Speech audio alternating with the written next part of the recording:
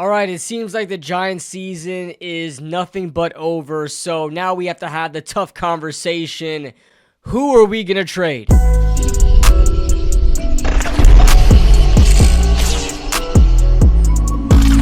What is going on, guys? What is going on, 27 Squad? Welcome into another video, and I apologize if I start speaking really weirdly.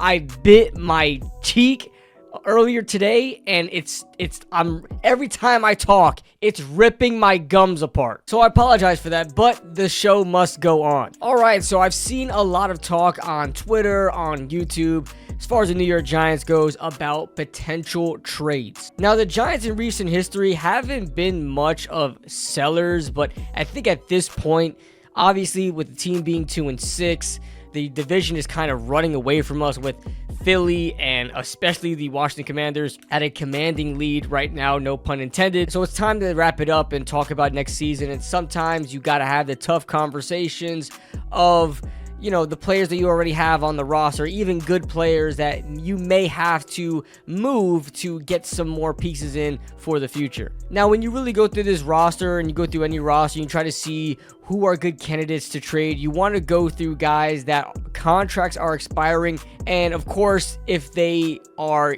attracting value. You don't want to move guys like, I don't know, Dane Belton. Like, you're not going to get anything for Dane Belton. You know, you got to get someone like the names we're going to be talking about today. But first, before we start, make sure you guys check out the sponsor, BetUS, sponsoring the channel. Shout out to BetUS. If you guys use the promo code YouTube150 and sign up with BetUS, you guys will receive a 150% sign-up bonus up to $2,000 on your first deposit. The second and third deposit, 125%. So, yeah, remember, YouTube150, guys. YouTube150 is going to get you that deal. And shout out to BetUS for sponsoring the channel. All right, the first name I'm going to talk about is Darius Slayton. His name has been thrown around in trade talks multiple times in the Giants space. And I think this may be a good time to do so. Now, obviously, if these players don't have a future with the New York Giants, of course, trade them. But if the Giants really plan on re-signing Darius Slayton, which is not out of the realm of possibility, a lot of people may just want to get that quick fourth or fifth rounder for Darius Slayton. But, you know, the Giants may want to keep him around because he is, I mean, he does like lead the NFL in drops, but he is at somewhat a good asset to the team, and may be useful for a rebuilding year, and it just depends on what he's going to be asking for. Darius Slayton currently is on the last year of his 2-year, $14 million deal that he signed at the end of the 2022 season. There are teams that can use a guy like Darius Slayton. Now, the Ravens just traded for a wide receiver in Deontay Johnson. The Chiefs just traded for DeAndre Hopkins. So those are guys that I thought would be good fits for Darius Slayton. But there are still teams like the Houston Texans that can make use of him. You know, maybe the 49ers, who are missing out on a couple of their wide receivers. They got a lot of young bucks starting. Maybe they can use a Darius Slayton. You know, teams like that, teams that are ready to win right now, that can use a guy like Darius Slayton to come in and do his thing. I mean, stretch the field. He's become a really good route runner over the years. I see a lot of Instagram posts of like route running 101s, and Darius Slayton is always like the prime example. So shout out to him there. And he could come in to a, you know, win now team and actually provide some value. So you may be able to squeeze out a third. I doubt you'll squeeze out a third. Maybe I'm pushing it, but he has been a starter for the, you know, the majority of his career here, and has led the Giants in receiving for the majority of his career here. So maybe if you're, you know, to the max a third round pick, and maybe you know, we'll have to give up a player and a late round pick for it, who knows, or you'll get a fourth or fifth.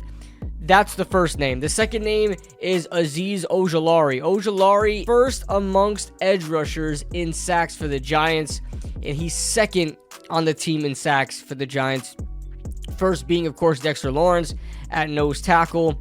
We'll get to him later. Azeez Ojulari, 6 sacks coming in replacement for Kayvon Thibodeau dealing with his injury. And I like Azeez a lot, but he is on the last year of his contract, of the last year of his rookie deal.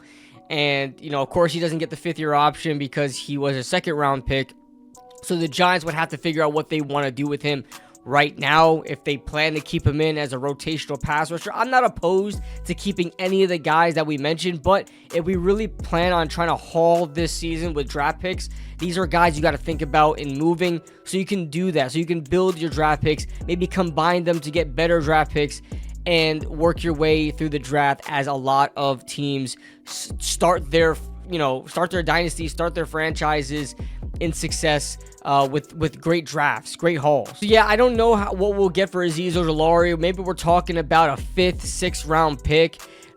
He is a rotational pass rusher. He's been hurt for the majority of his career, but when he does play, he puts up numbers. When he does play, in the limited time he plays, he puts up pressures, he puts up sacks, he puts up quarterback hits, he does all of that. So Azeez Ojulari can do it if he's on the field. The question is, can he get on the field? All right, we got a couple of more names to bring up, and now we're going to get a little risky here, a little more controversial here. First thing I'm going to bring up is Kayvon Thibodeaux. Now, obviously, we just drafted Kayvon Thibodeaux in the 2022 draft. Joe Shane's first ever pick was Kayvon Thibodeaux. And he's hurt. He's on injury reserve right now with a wrist injury. Has 2 sacks on the season in the short time that he's played. Kayvon, I think Azeez Ojulari proved that we can get more out of the edge rusher position opposite Brian Burns without Kayvon Thibodeaux. Kayvon Thibodeaux, to me, hasn't been anything special, hasn't been anything flashy. I think if you look back at last year's production, of course, he had 11.5 sacks. That is not something to scoff at. But if you watch all of those sacks, a lot of them came up in the cleanups and him just taking advantage of being on the blind side while Dexter Lawrence and other guys are wreaking havoc. Kayvon's good. I think Kayvon is good. I don't think he's great. I don't think I think he could be great. He's just really inconsistent. There are times where you don't even know Kayvon is playing in the game. You forget that this guy is the 5th overall pick in the draft. He is nothing like his fellow edge rusher from the draft, Aiden Hutchinson. Nothing like him at all. So there is that question of like how good is he, and is he part of the team's future? Now, he's still under contract for this year and next year, all the way up until 2026 if the Giants were to take his 5th-year option. So he will be under contract for the next 2.5 seasons. So you don't really necessarily need to move him now, but you may be able to get more value out of him because he still is a young player. He still has a lot of years still on his rookie contract, and he's put up some decent numbers. Now, there is the injury thing, coming off injury. Will you get much of him coming off the injury? I don't know. But I think the max you're going to get is like a high 3rd, a team that is rebuilding themselves, a team that is going to be high in draft order. You may be able to get a high 3rd round pick, teams that really need an edge rusher. I don't know if you'll go as far as getting a 2nd. I don't know if you can get a 2nd for Kayvon. I don't think he's put up one really good year. His rookie year, he started off hurt, finished off with, I think, 4 sacks. And this year he has 2 sacks. So it's a little inconsistent. He had a really good year in his sophomore season, but that was pretty much it. Don't know if you'll get a 2nd round pick out of that. Maybe a high 3rd from a team, with a high 3rd round draft spot. Of course, you can never predict these things, but that's their job to predict, who's going to be at a high spot in the 3rd round. So there's that. Now, before we get to some outlandish, in the realm of like almost nearly impossible trade candidates to move, I want to quickly talk about Anthony Richardson. Anthony Richardson has been benched for not only this game, but the rest of the season. Now, this sucks because Anthony Richardson is already starting. I know people are saying that he's only being benched. He's only got 10 games to play. He's only being benched because he quit on the team in that 3rd and goal play where he was tired and he tapped himself out. I think that's being blown a little bit over proportion. He didn't tap out the whole game. He didn't go into the locker room and take off his equipment. He came out for a play. He said he was tired. I don't know. Maybe that's a fitness issue. Who knows? Maybe it's a morale issue. Of course, it doesn't look good on him, right? I'm not saying that it's okay. I'm not excusing that. But he has been benched for the rest of the season. I don't think it was for that reason. I think the Indianapolis Colts realized why they drafted him in the first place, that it wasn't to start him right away. I may make a video about this in the future. I don't know. I don't think I will.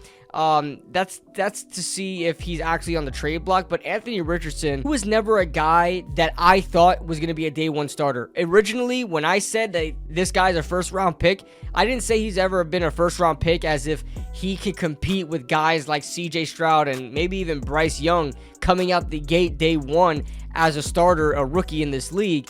I thought he needed at least one season to sit, and maybe even 2 or 3. I thought Anthony Richardson is one of the most raw prospects at quarterback I've ever seen that has so much talent, that has so much potential, that I said he is a first round pick because of those traits. I never thought that his production right now is exactly what I saw, what I knew he was going to do in the NFL if he started day one, if you just threw him out into the wolf pack. I think everybody's blowing it out of proportion. I put it on Twitter, that I would trade for Anthony Richardson, and everybody's like, oh my God, but he sucks. He's terrible. These are the same guys that were banging on the table for Anthony Richardson during that draft. What's changed? That's my biggest question to you. What has changed? Because Anthony Richardson is exactly who he was at Florida. If you didn't see that, then you just don't know ball and you don't know film. If you thought Anthony Richardson was going to come into the NFL being drafted that high and just put up those numbers, put up great numbers like CJ Stroud because he was drafted that high, you're high yourself. He was always a project. This is not a surprise to me. Maybe it's a surprise to you. Maybe it's a surprise to the mainstream media. I don't know why. Everybody says that he's a project quarterback, but when he actually looks like a project quarterback, now he's a bust. It doesn't make any sense. So I just threw it out to the masses that say, hey, like, depending on the price, depending on if the Indianapolis Colts just want to dump him off the street, and, we give up a 4th round pick for him or something like that, who knows? Maybe I'd probably do it. Maybe the Giants win themselves out of Cam Ward or Shadur Sanders. I don't know if I would be comfortable drafting Carson Beck or Quinn Ewers. These guys are just in the unknown. Jackson Dart. I don't know how I really feel about these guys. I'm very sure about Shadur and Cam Ward. I just don't know if we're going to be able to get those guys.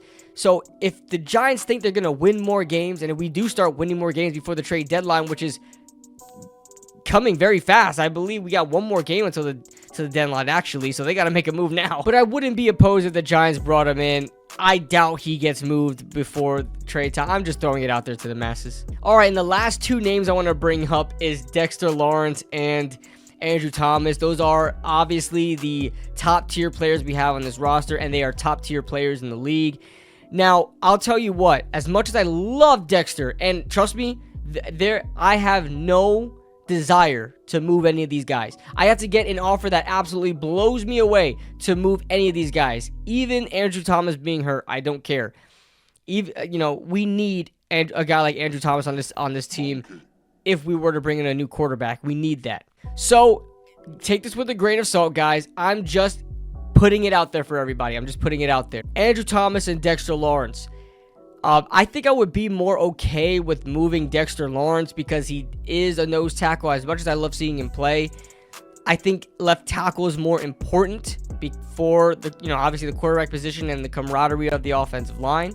So if the Giants were to move Dexter Lawrence from like multiple first round picks and like a player or two, I would be upset because we lost Dexter Lawrence, but I'd be looking forward for the future, whatever. I don't even want to talk about it that much because I don't want it to happen, but I'm just preparing you guys for just in case it does. And then Andrew Thomas, he would definitely garner a first round pick as well, but I would feel really bad getting rid of him if we don't have a valid replacement because the offensive line is in shambles right now without him. So that is the video, guys. Let me know your thoughts in the comment section below. This may have been a long one. Let's see how much I can chop this one down. But thank you to BetUS for sponsoring this video. Make sure you guys check out BetUS. Promo code YouTube150 for a 150% sign-up bonus, guys, on your first deposit. And yeah, that being said, leave a like if you guys enjoyed. Subscribe if you guys are new to the channel. And we'll see you guys in the next video. Woo!